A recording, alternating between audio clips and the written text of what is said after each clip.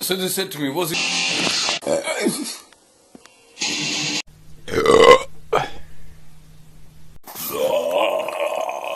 I see that you know your duty well.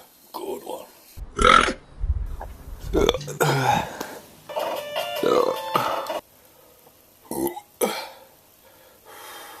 Smell that? Yeah.